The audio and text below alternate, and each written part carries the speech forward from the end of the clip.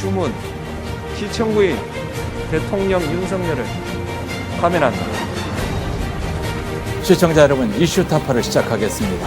자, 이제 앞으로 한국 정치와 우리 사회에 중대한 변화가 예상되는데, 그래서 판결이 나자마자 이슈타파가 발빠르게 이 문제를 진단해보는 시간을 마련했습니다. 울산매일 김지영 이사 나오셨습니다. 네. 자, 김 이사님, 이 일을 앞으로 우리가 어떻게 감당해야 할지 모르겠습니다. 4월 4일 11시 22분 대통령 취임 1059일 만에 만장일치로 탄핵이 됐습니다.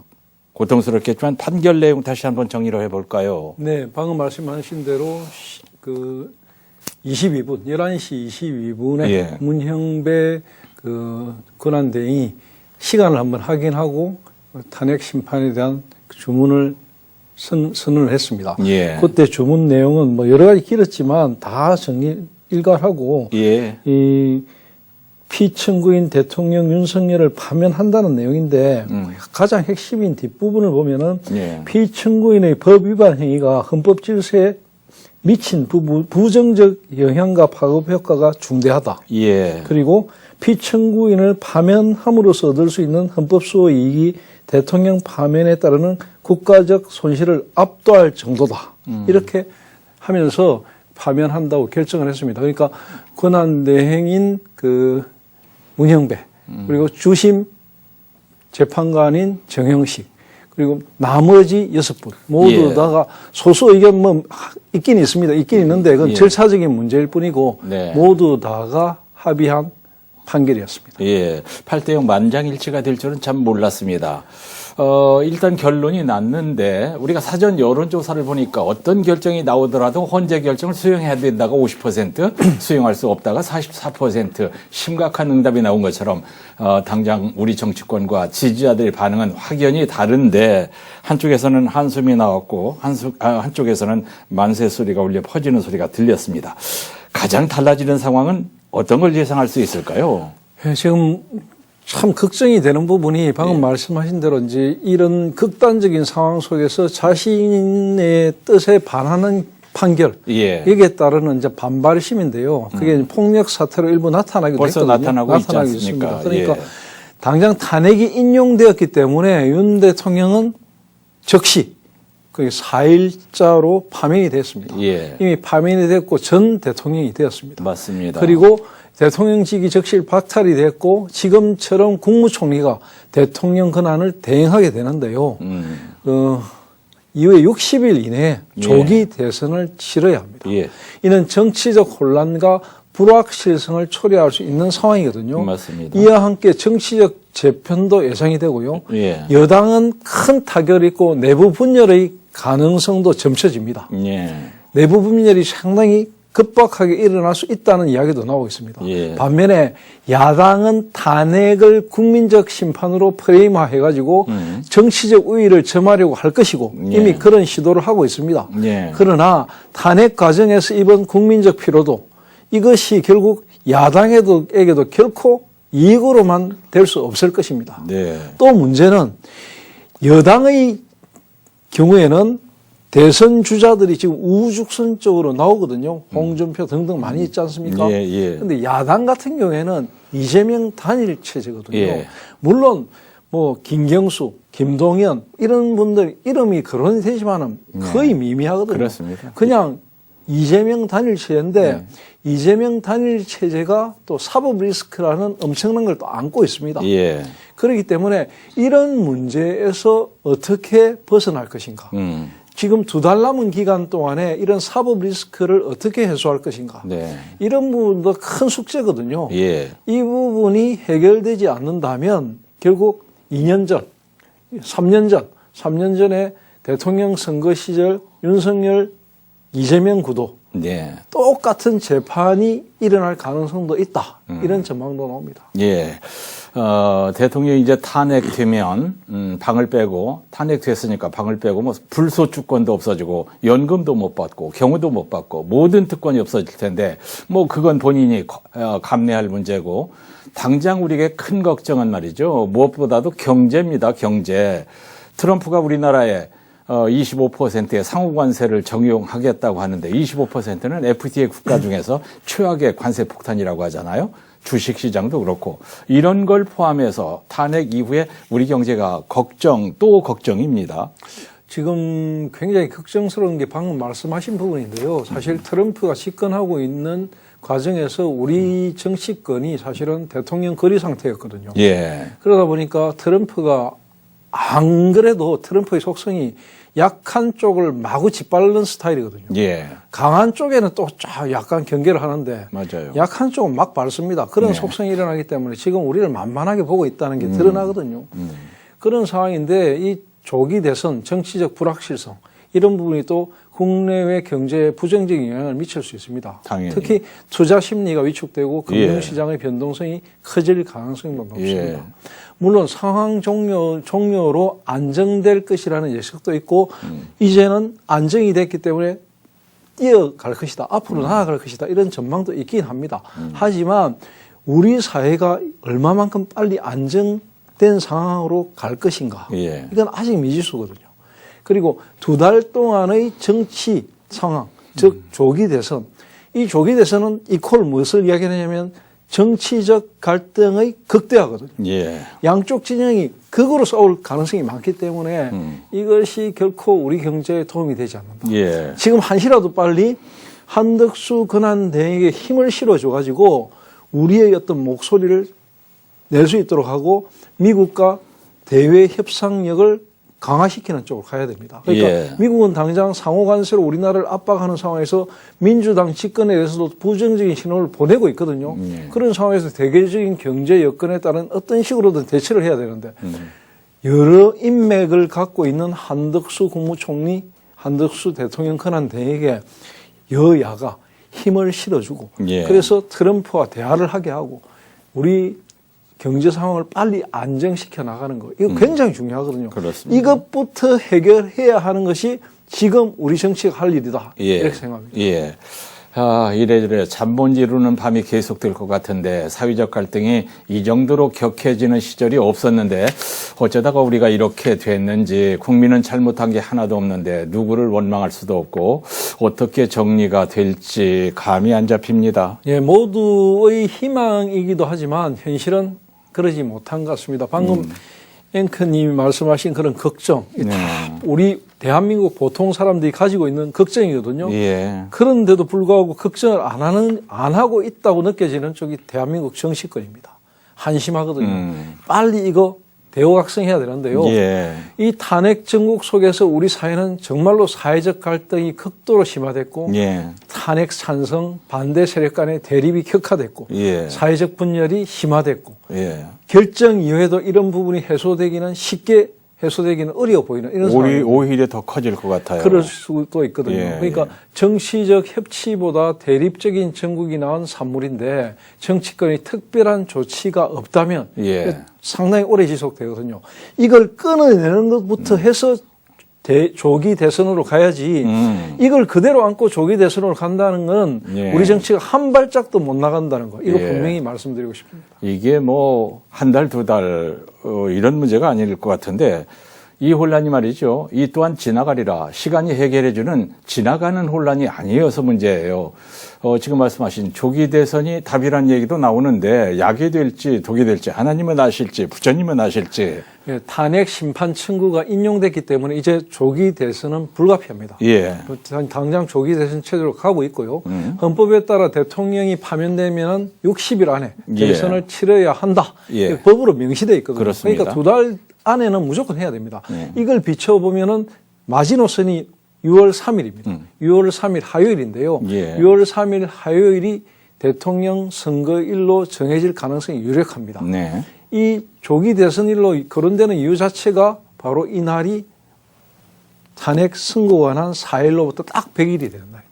예. 탄핵 이후에 조기 대선은 압축적으로 진행되는 탓에 예. 각 당이 대선 후보를 뽑는 당내 경선도 해야 되고 여러 가지를 해야 되거든요. 예. 그런 걸 고려한다면 선거일이 최대한 뒤로 늦춰질 가능성이 있고 그 뒤로 늦춰지는 마지막 날인 6월 3일이 대선일로 정해질 가능성이 높습니다. 예. 예, 그렇기 때문에 이제 이런 부분에서 우리가 생각해야 되는 부분이 이제 조기 대선 체제, 조기 대선 체제에 대한 여러 가지 정치 일정들. 그러니까 박근혜 전 대통령 같은 경우에는 2017년 3월 10일에 파면이 됐는데 당시 장미 대선이라고 하지 않았습니까? 장미 대선 해가지고 3, 6, 7일째인 5월 9일 화요일에 치러졌습니다. 그렇습니다. 그러니까 똑같이 이번에 화요일입니다. 대선과 총선, 지방선거, 국회의원 뭐 이런 여러 가지 선거들은 대부분 다 화요일이 아니거든요. 대부분 수요일날 치러지는 것이 관행이었는데 이번 같은 경우에는 특별한 경우거든요. 그러니까 관행은 없고 일단 화요일 날 치러질 가능성이 크다. 이렇게 말해줍니다. 자, 어떤 절차가 남아있죠? 조기 대선을 하게 되면은 한덕수 대통령 권한대행 국무총리가 늦어도 조기 대선인 50일 전에 50일 전 선거일을 공고합니다. 앞으로 공고하고. 적어도 탄핵 선고일이 난 지 10일 안에는 공고를 해야 됩니다.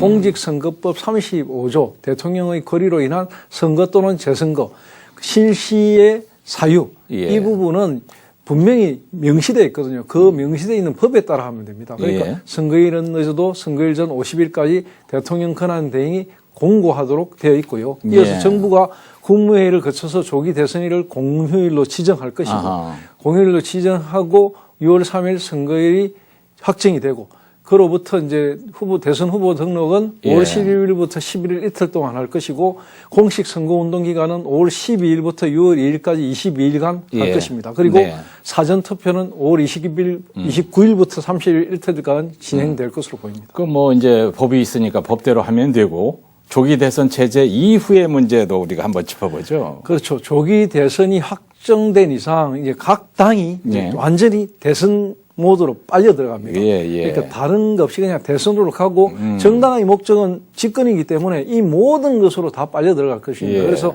5월 10일, 11일 대선 후보 등록을 하기 위해서 여야 모두가 절차를 거치는데 무슨 절차냐면 대선 후보를 확정해야 됩니다.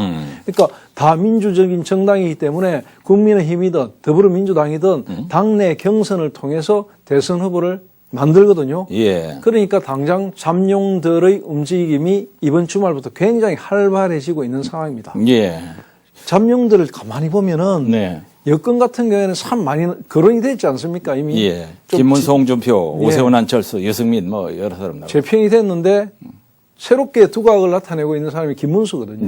이 김문수, 오세훈, 안철수, 홍준표 여기에다가 한동훈 이 변수는 뭐냐면 60일 남은 기간 동안에 한동훈 전 대표를 중심으로 한 친한계 이쪽이 당을 그대로 유지하면서 선거로 빨려 들어갈 것인가 아니면 당을 빠져나올 것인가 이거거든요.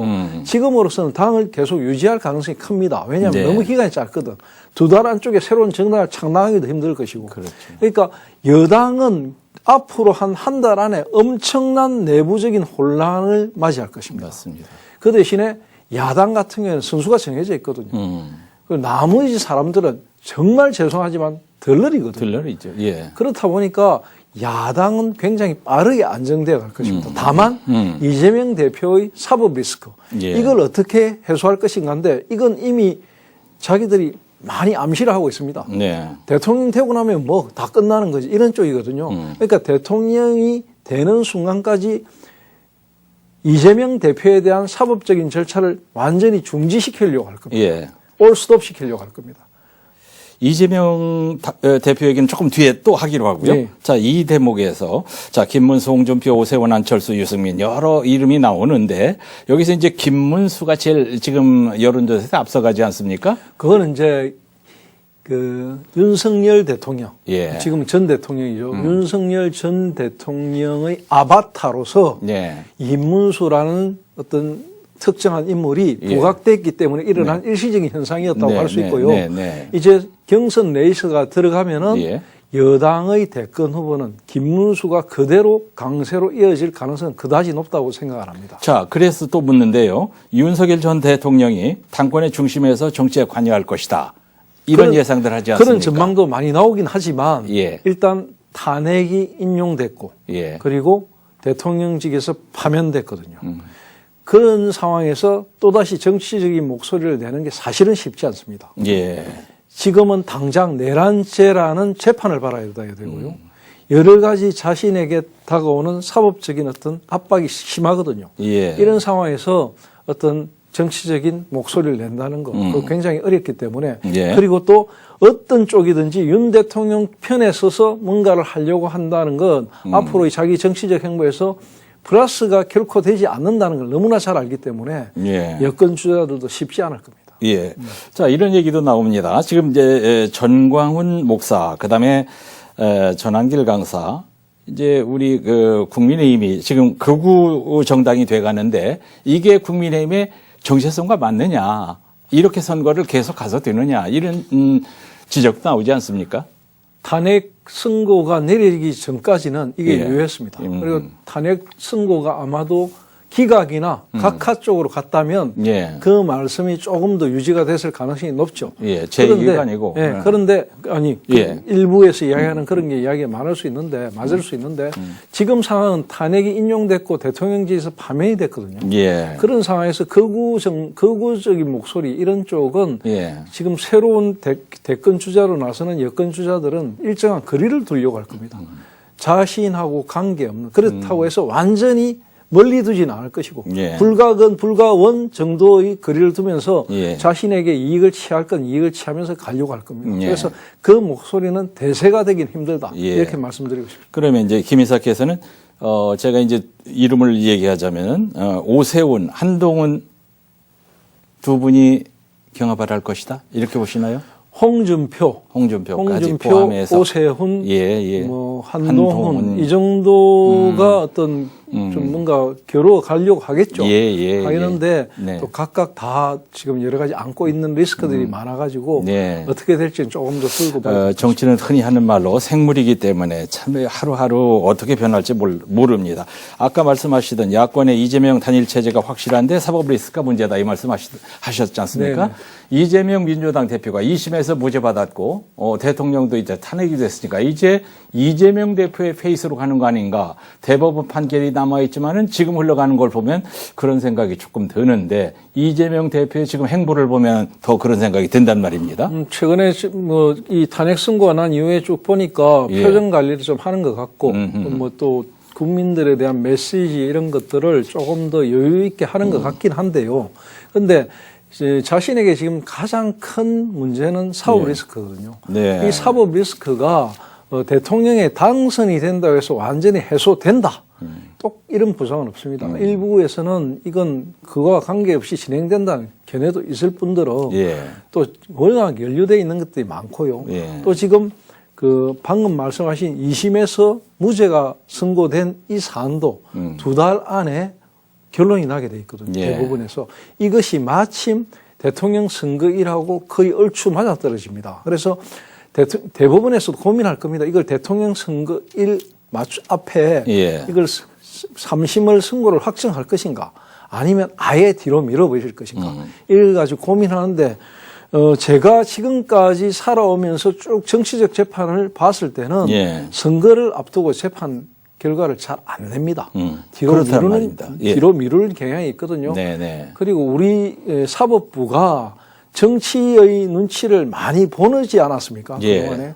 그런 걸 봤을 때 이 사법재판, 사법 리스크 이런 부분들을 아마 그래서 더불어민주당은 좀 자신감을 가진 듯한 눈빛이 보입니다. 그렇지만 그렇다고 해서 완전히 해소되는 건 아니거든요. 여권, 새로운 대권 주자로 나설 여권 후보 이쪽에서는 이재명이 바로 그런 사법 리스크를 엄청나게 물고 늘어질 것이고 우리 국민들의 거의 한 3분의 1 이상 거의 절반 가까이가 여전히 그런 이재명 대표의 사법 리스크에 대해서 안 좋은 시각을 가지고 있단 말입니다. 그런 부분은 역시 큰 핸디캡이 될 것이라고 생각합니다.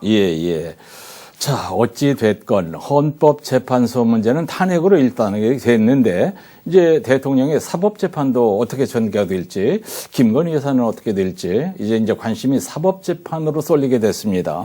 그런데 이제 2017년 박근혜 대통령 탄핵 심판 때도 우리 사회가 지금처럼 극심한 갈등을 겪었거든요. 그러니까 보수, 진보 상관없이 정치권과 종교계, 학계, 원로 뭐 이런 데 앞장서 가지고 승복을 해야 된다. 화합을 해야 된다. 얼마나 많이 했습니까? 예. 많이 했는데도 결국 성복이나 화합 이런 거 없었거든요. 예. 그리고 일부에서는 뭐 지금 혁명해야 된다. 뭐 선동하는 사람들도 참 많았고 이런 이야기들이 많이 있지 않았습니까? 예. 우리 정치가 그로부터 지금 세월이 몇 년 지났냐면 거의 한 상당 부분이 지났지 않았습니까? 그럼에도 불구하고 6년, 7년이 지났는데도 불구하고 한 발짝도 안 나갔거든요. 예. 우리 정치가 그런 측면에서는 굉장히 대오각성하고 반성해야 됩니다. 예. 이번에 여러 상황에서 잘 드러난 부분은 우리 헌법 체계의 문제거든요. 다음 대통령으로 나오는 사람, 다음 대통령을 이끌 정당, 예. 가장 큰 숙제는 이런 우리 캐캐묵은 정치의 숙제를 어떻게 해결할 것인가. 예. 이 국민들의 정서에 호소해가지고 갈등을 하지 마라. 이 이야기가 유효한 것이 아니라 정치하는 사람 스스로가 바뀌어야 됩니다. 그 바뀌기 위해서는 자기들을 가두고 있는 틀부터 바꿔야 되는데 예. 그건 역시 개헌밖에 없거든요. 그런 개헌 쪽으로 가야 한다는 생각을 이번엔 좀 실천해가지고 될까요?